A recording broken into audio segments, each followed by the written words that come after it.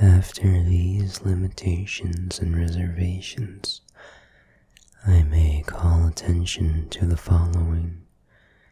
Emperor and Empress, King and Queen, in most cases, really represent the parents of the dreamer. The dreamer himself or herself is the prince or princess.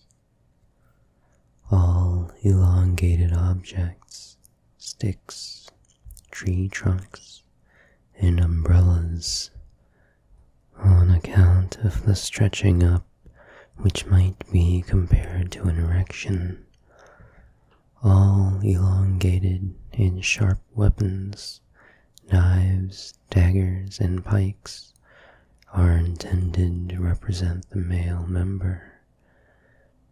A frequent, not very intelligible symbol for the same is a nail file, on account of the rubbing and scraping.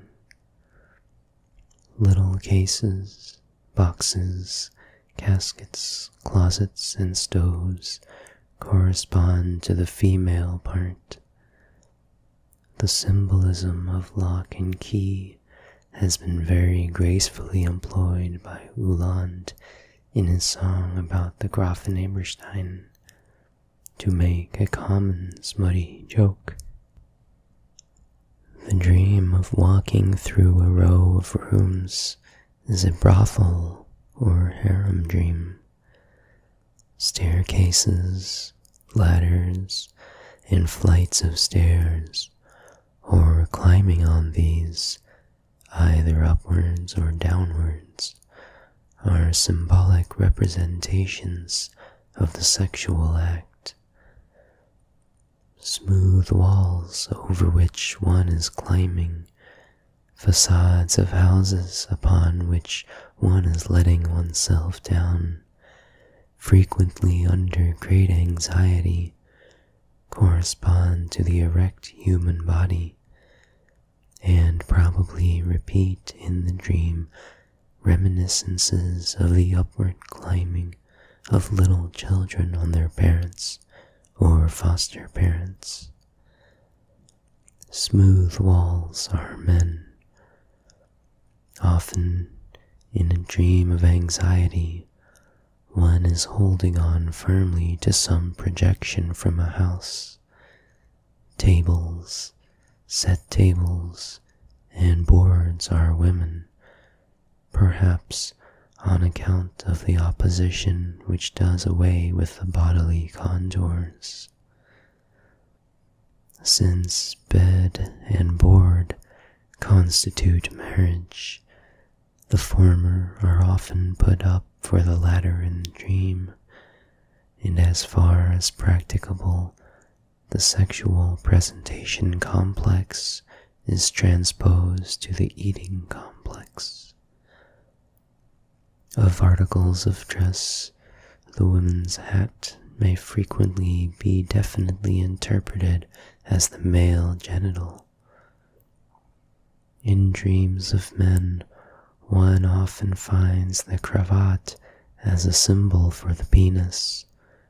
This, indeed, is not only because cravats hung down low and are characteristic of the man, but also because one can select them at pleasure, a freedom which is prohibited by nature in the original of the symbol. Persons who make use of this symbol in the dream are very extravagant with cravats and possess regular collections of them. All complicated machines and apparatus in dream are very probably genitals, in the description of which dream symbolism shows itself to be as tireless as the activity of wit. Likewise, many landscapes in dreams, especially with bridges or with wooden mountains, can be readily recognized as descriptions of the genitals. Finally, where one finds incomprehensible neologisms, one may think of combinations made up of components having a sexual significance. Children also in the dream often signify the genitals, as man and women are in the habit of fondly referring to their genital organ as their little one. As a very recent symbol of the male genital may be mentioned the flying machine, utilization of which is justified by its relation to flying, as well as occasionally by its form. To play with a little child, or to beat a little one, is often the dream's representation of onanism. A number of other symbols, in part not sufficiently verified, are given by Schlegel, who illustrates them with examples. Right and left, according to him, are to be conceived in the dream in an ethical sense. The right way always signifies the road to righteousness, the left the one to crime. Thus, the left may signify incest and perversion, while the right signifies marriage, relations with a prostitute, etc. The meaning is always determined by the individual moral viewpoint of the dreamer. Relatives in the dream generally play the role of genitals. Not to be able to catch up with a wagon is interpreted by Schlegel as regret not to be able to come up to a difference in age. Baggage with which one travels is the burden of sin by which one is oppressed. Also, numbers, which frequently occur in the dream, are assigned by Schlegel a fixed symbolical meaning, but these interpretations seem neither sufficiently verified nor of general validity, although the interpretation in individual cases can generally be recognized as probable. In a recently published book by W. Schlegel, Die Sprache des Traums, which I was unable to utilize, there is a list of the most common sexual symbols, the object of which is to prove that all sexual symbols can be bisexually used. He states, "Is there a symbol which, if in any way permitted by the fantasy, may not be used simultaneously in the masculine and the feminine sense? To be sure, the clause in parentheses takes away much of the absoluteness of this assertion, for this is not at all permitted by the fantasy. I do not, however, think it superfluous to state that in my experience, Schlegel's general statement has to give way to the recognition of a greater manifoldness.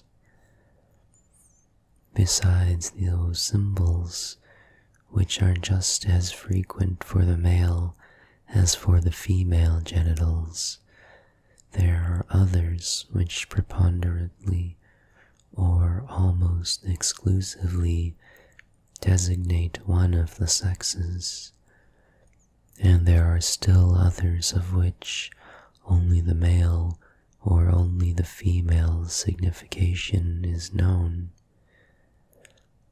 to use long, firm objects and weapons as symbols of the female genitals, or hollow objects, chests, pouches, etc., as symbols of the male genitals, is indeed not allowed by the fancy. It is true that the tendency of the dream and the unconscious fancy to utilize the sexual symbol bisexually betrays an archaic trend, for in childhood a difference in the genitals is unknown, and the same genitals are attributed to both the sexes.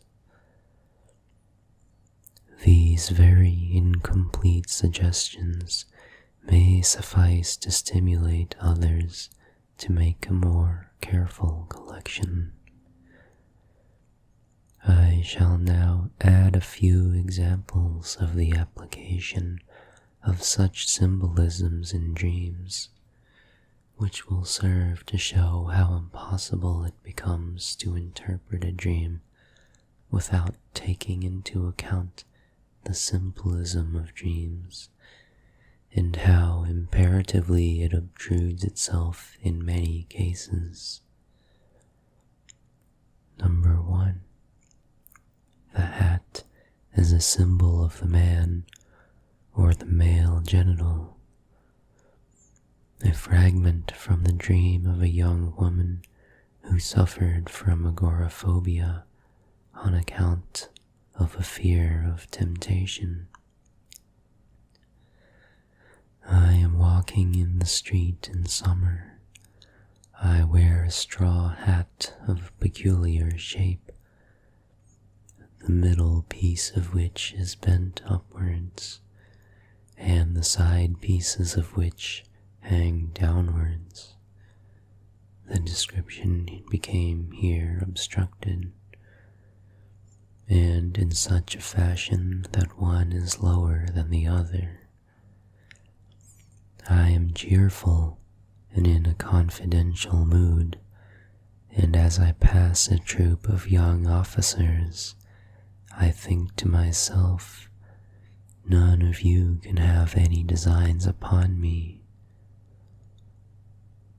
As she could produce no associations to the hat, I said to her, "The hat is really a male genital, with its raised middle piece and two downward hanging side pieces." I intentionally refrain from interpreting those details concerning the unequal downward hanging of the two side pieces, although just such individualities in the determinations lead the way to the interpretation. I continued by saying that if she only had a man with such a virile genital, she would not have to fear the officers. That is, she would have nothing to wish from them, for she is mainly kept from going without protection and company by her fancies of temptation.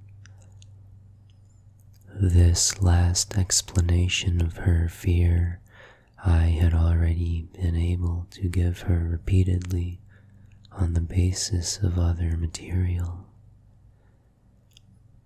It is quite remarkable how the dreamer behaved after this interpretation.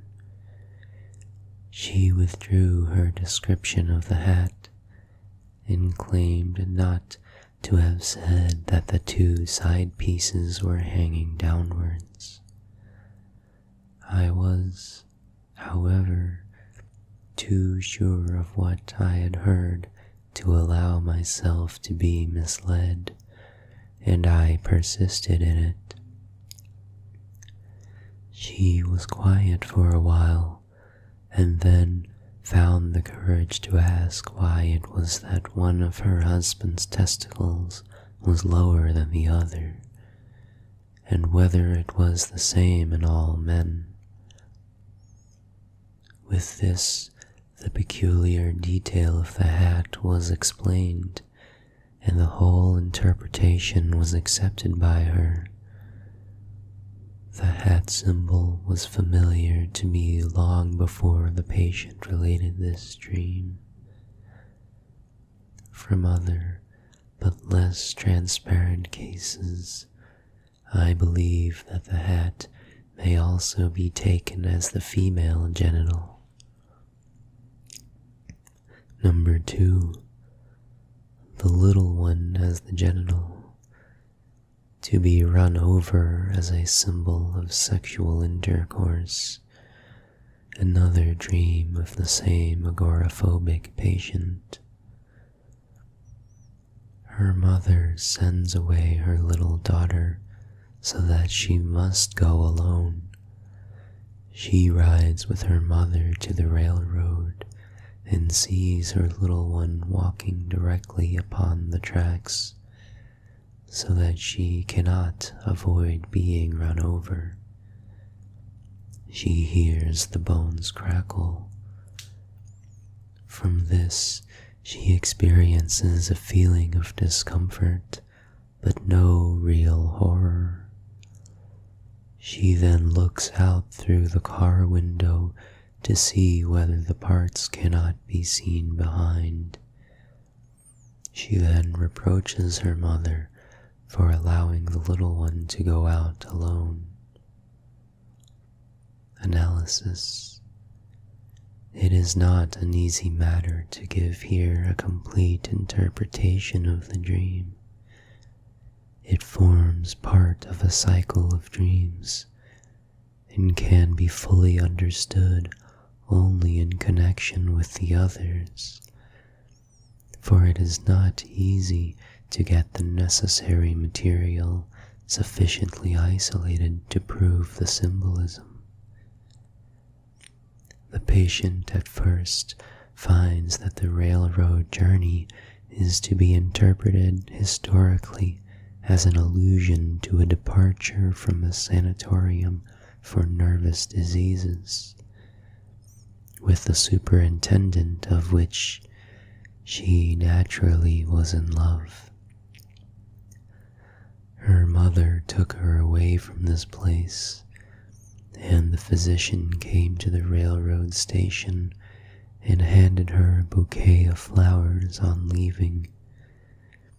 She felt uncomfortable because her mother witnessed this homage. Here the mother, therefore, appears as a disturber of her love affairs, which is the role actually played by this strict woman during her daughter's girlhood. The next thought refereed to the sentence. She then looks to see whether the parts can be seen behind. In the dream facade, one would naturally be compelled to think of the parts of the little daughter run over and ground up. The thought, however, turns in quite a different direction. She recalls that she once saw her father in the bathroom naked from behind. She then begins to talk about the sex differentiation and asserts that in the man, the genitals can be seen from behind, but in the woman, they cannot. In this connection, she now herself offers the interpretation that the little one is the genital. Her little one, she has a 4-year-old daughter, her own genital. She reproaches her mother for wanting her to live as though she had no genital, and recognizes this reproach in the introductory sentence of the dream. The mother sends away her little one so that she must go alone. fantasy, going alone on the street signifies to have no man and no sexual relations, and this she does not like. According to all her statements, she really suffered as a girl on account of the jealousy of her mother, because she showed a preference for her father. The little one has been noted as a symbol for the male or the female genitals by Stickel, who can refer to this connection to a very widespread use of language. The deeper interpretation of this dream depends upon another dream of the same night, in which the dreamer identifies herself with her brother. She was a tomboy and was always being told that she should have been born a boy. This identification with the brother shows with special clearness that the little one signifies the genital. The mother threatened her with castration, which could only be understood as a punishment for playing with the parts, and the identification, therefore, shows that she herself had masturbated as a child, though this fact she now retained only in memory concerning her brother. An early knowledge of the male genital, which she later lost, she must have acquired at that time according to the assertions of this second dream. Moreover, the second dream points to the infantile sexual theory that girls originate from boys through castration. After I had told her of this childish belief, she at once confirmed it with an anecdote in which the boy asks the girl, "Was it cut off?" To which the girl replied, "No, it's always been so." The sending away of the little one, of the genital, in the first dream, therefore, also refers to the threatened castration. Finally, she blames her mother for not having been born a boy. That being run over symbolizes sexual intercourse would not be evident from this dream if we were not sure of it from many other sources. 3. Representation of the genital by structures, stairways, and shafts. Dream of a young man inhibited by a father complex. He is taking a walk with his father in a place which is surely the praetor, for the rotunda may be seen in front of which there is a small front structure to which is attached a captive balloon. The balloon, however, seems quite collapsed. His father asks him what this is all for. He is surprised at it, but he explains to his father, "They come in a court in which lies a large sheet of tin." His father wants to pull off a big piece of this, but first looks around to see if anyone is watching. He tells his father that all he needs to do is to speak to the watchman, and then he can take without any further difficulty as much as he wants to. From this court, A stairway leads down into a shaft, the walls of which are softly upholstered, something like a leather pocketbook. At the end of this shaft, there is a longer platform, and then a new shaft begins. Analysis. This dream belongs to a type of patient which is not favorable from a therapeutic point of view. They follow in the analysis without offering any resistances whatever up to a certain point. But from that point on, they remain almost inaccessible. This dream he almost analyzed himself. The rotunda, he said, is my genital. The captive balloon in front is my penis, about the weakness of which I have worried. We must, however, interpret in greater detail. The rotunda is the buttock which is regularly associated by the child with the genital. The smaller front structure is the scrotum. In the dream, his father asks him what this is all for. That is, he asks him about the purpose and arrangement of the genitals.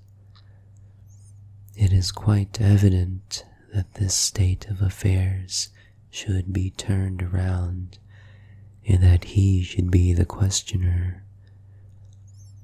As such, a questioning on the side of the father has never taken place in reality. We must conceive the dream thought as a wish, or take it conditionally, as follows. If I had only asked my father for sexual enlightenment. The continuation of this thought we shall soon find in another place. The court in which the tin sheet is spread out is not to be conceived symbolically in the first instance, but originates from his father's place of business. For discretionary reasons, I have inserted the tin for another material in which the father deals, without, however, changing anything in the verbal expression of the dream.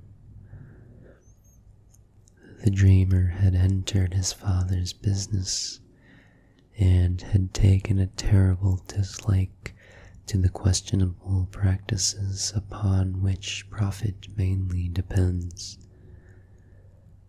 Hence, the continuation of the above dream thought, if I had only asked him, would be, he would have deceived me just as he does his customers. For the pulling off, which serves to represent commercial dishonesty, the dreamer himself gives a second explanation, namely onanism. This is not only entirely familiar to us, but agrees very well with the fact that the secrecy of onanism is expressed by its opposite. Why, one can do it quite openly. It, moreover, agrees entirely with our expectations that the onanistic activity is again put off on the father, just as was the questioning in the first scene of the dream. The shaft he at once interprets as the vagina by referring to the soft upholstering of the walls. That the act of coition in the vagina is described as going down instead of in the usual way as a going up, I have also found true in other instances. The details that at the end of the first shaft there is a longer platform and then a new shaft, he explains himself biographically. He had, for some time, consorted with women sexually, but had then given it up because of inhibitions, and now hopes to be able to take it up again with the aid of the treatment. The dream, however, becomes indistinct toward the end, and to the experienced interpreter, it becomes evident that in the second scene of the dream, the influence of another subject has begun to assert itself. In this, his father's business and his dishonest practices signify the first vagina represented as a shaft, so that one might think of a reference to the mother.